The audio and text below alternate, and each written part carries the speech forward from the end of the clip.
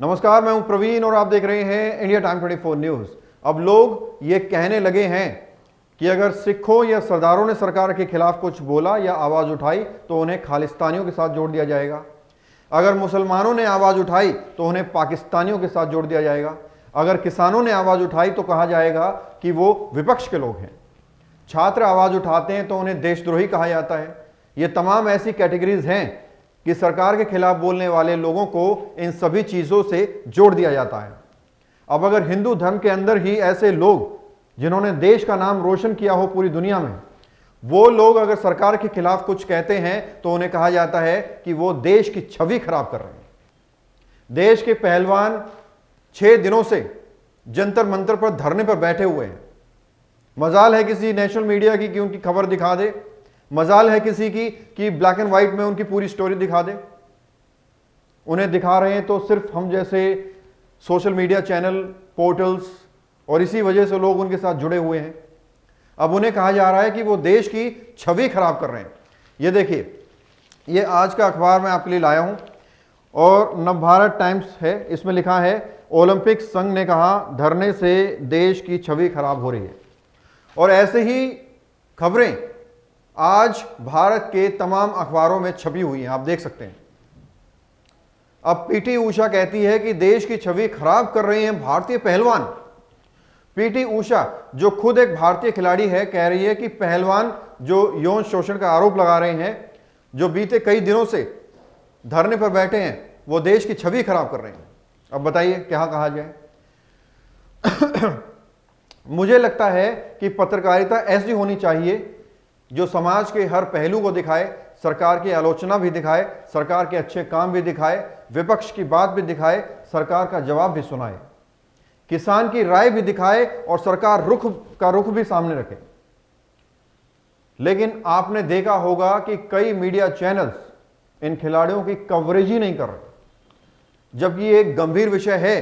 देश के खिलाड़ी लगातार धरने पर बैठे हैं, इनकी खबरें सिर्फ हम जैसे यूट्यूबर्स कर रहे हैं, सोशल मीडिया पर चल रही है, यूट्यूब चैनल दिखा रहे हैं। भारतीय महिला खिलाड़ियों ने कैसे पीटी ऊषा को रोते हुए जवाब दिया है, आप जरा सुनिए।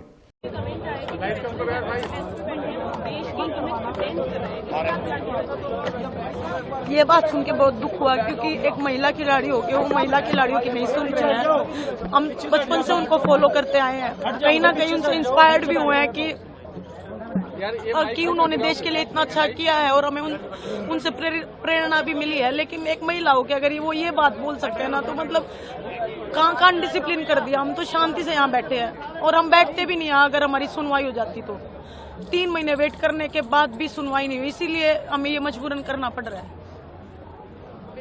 आप क्या कहना चाहेंगे स्टेटमेंट पे, इस कमेंट पे?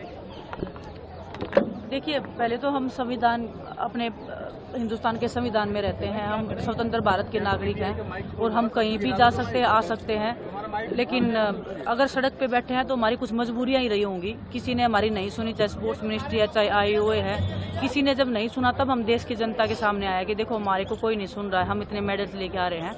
और पीटी ऊषा जी का ऐसे बोलना, जिनको हम खुद इतना बड़ा आइकॉन मानते थे, पीटी ऊषा जी, मिल्खा सिंह, इनको हम कि अरे मतलब खिलाड़ी हो तो ऐसे हो, देश जाने तो ऐसे जाने, उनका ऐसे बोलना, महिलाओं के प्रति बिल्कुल भी सेंसिटिव नहीं होना। और रही पीटी ऊषा मैम की बात, मैंने उनको पर्सनली फ़ोन भी किया था कि मैं अपना दर्द साझा कर सकूँ कि मैम देखो ऐसे ऐसे बात है, लेकिन उन्होंने फ़ोन भी पिक नहीं किया।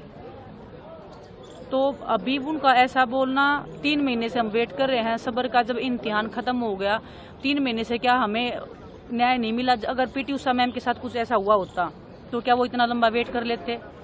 उनको खुद से पूछना चाहिए, शायद उनकी आत्मा से कुछ जवाब निकले। और हमें नहीं पता वो उनके ही जुबान है या उनके ऊपर भी कोई प्रेशर ही है बोलने का, क्योंकि और वो रही। और वो जब IOA में खुद प्रेसिडेंट हैं, वो जब खुद मीडिया के सामने आके रो रही हैं कि मेरी एकेडमी को तोड़ा जा रहा है, जब वो खुद के साथ ही न्याय नहीं कर सकते हैं तो हम क्या उम्मीद करें उनसे? तब वो क्यों देश की जनता के सामने आए थे? वो भी तो देश की जनता के सामने आए थे। वो क्यों नहीं स्पोर्ट्स मिनिस्ट्री में गए? क्यों नहीं वो प्रधानमंत्री जी के पास गए कि सर मेरे साथ ऐसे ऐसे हो रहा है? जब वो खुद IOA की प्रेसिडेंट होने के बाद में, राज्यसभा की सांसद होने के नाते, वो इतनी बड़ी चैंपियन एथलीट होने के नाते भी वो मीडिया के सामने रो रही थी। हमारा अंदर से रो रहा था उस दिन की इतने बड़े एथलीट के साथ भी क्या हो रहा है, ये क्या हो रहा है देश में। हमारे अंदर से हम खुद लोग पर्सनली फोन कर करके कि प्लीज उनसे हाल चाल पूछो कि मैम सब कुछ ठीक है या नहीं है। उन्होंने एक बार भी क्या, उनके मन के अंदर ऐसा नहीं आया कि हम भी उनसे पूछें। तो दुख होता है ऐसे, मतलब कोई जब इतना बड़ा खिलाड़ी कोई दूसरे खिलाड़ी का दर्द नहीं समझता है। और बस क्या बोले, देश का दुर्भाग्य ही चल रहा है, ये बहुत ही बड़ा दुर्भाग्य है। भविष्य हमारा अंधकार में चल रहा है। देखिए, काफ़ी दुख होता है ऐसी बातें जब पीटी उषा मैडम ने बोला है, क्योंकि वो खुद एक महिला हैं और उसके बावजूद वो आयोग के अध्यक्ष भी हैं और राज्यसभा सांसद भी। अभी विनेश ने बताया कि उनकी खुद की जब एकेडमी को तोड़ा जा रहा था, क्योंकि मैंने आपके माध्यम से ही पता चला कि वो बोल रहे कि देश की जो गरिमा उस पर दाग लग रहे हैं, ऐसे रोड पे बैठे हैं। हमने 3 महीने वेट किया है, हमने सारी चीज़ें कमेटी के सामने बोली। हम उनके पास गए हैं, वो बोल रहे ना हमारे पास आते हैं। 3 महीने पहले हम उन्हीं के पास गए थे, लेकिन हमारे साथ न्याय नहीं हुआ, हमने मजबूरन ही आना पड़ा।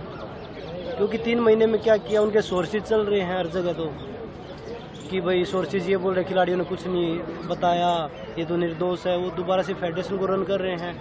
वो अपने जहाँ पे खिलाड़ियों ने बोला कि भाई हमें जान से मारवा देगा, उसका भी डर है, लेकिन वो नंदनी में अपना चैंपियनशिप करवा रहे हैं। जब आई वो कुछ नहीं बोल रहा। जो उनके फेडरेशन के जो सेक्रेटरी थे तोमर जी, उनको सस्पेंड कर रखा, वो मेडल सेरेमनी कर रहे हैं लड़कियों की, तब कुछ नहीं बोला जा रहा। अगर खिलाड़ी अपने हक की आवाज़ उठा रहे तो उनको अनडिसिप्लिन बोला जा रहा है। खिलाड़ियों को तो हमेशा डिसिप्लिन ही सिखाया जाता है, ना कि अनडिसिप्लिन।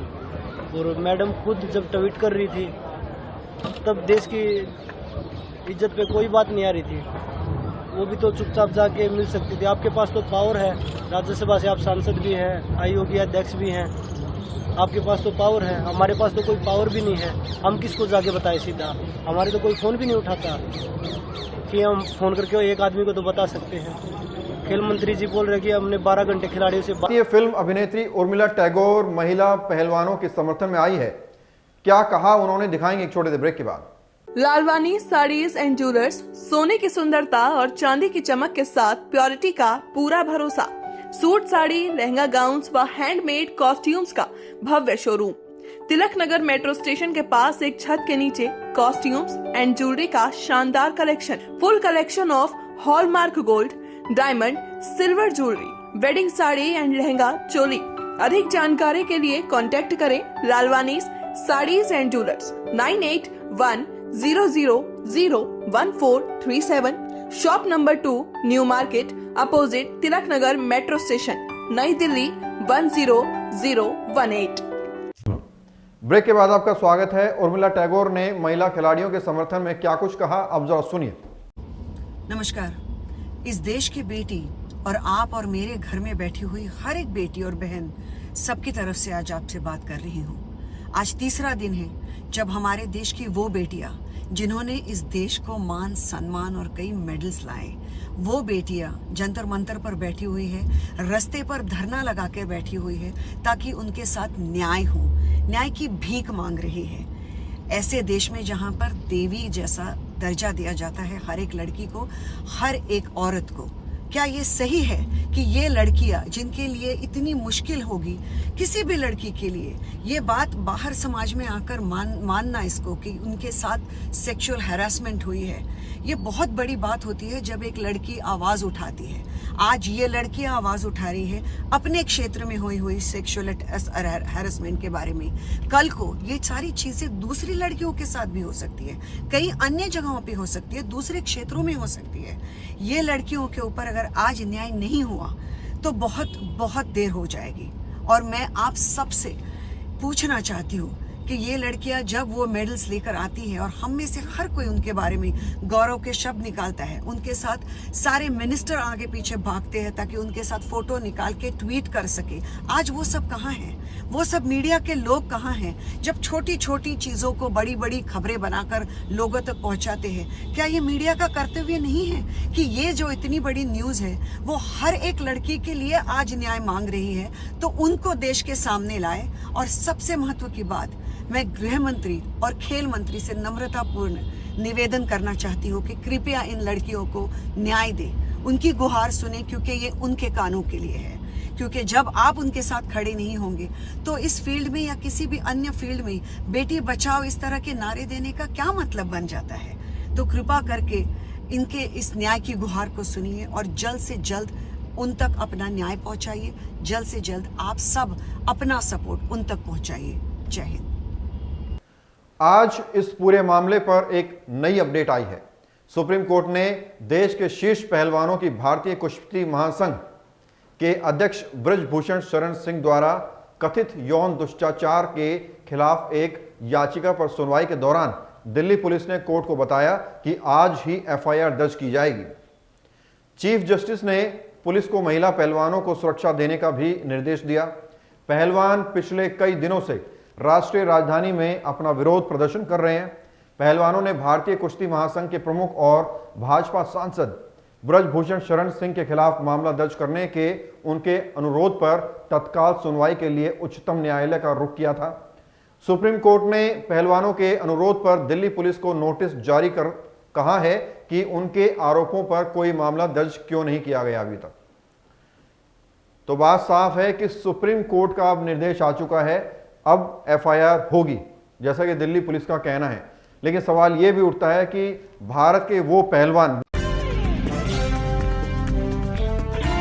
खबरों से खबरदार रहने के लिए चैनल को सब्सक्राइब करें और प्रेस करें बेल आइकन।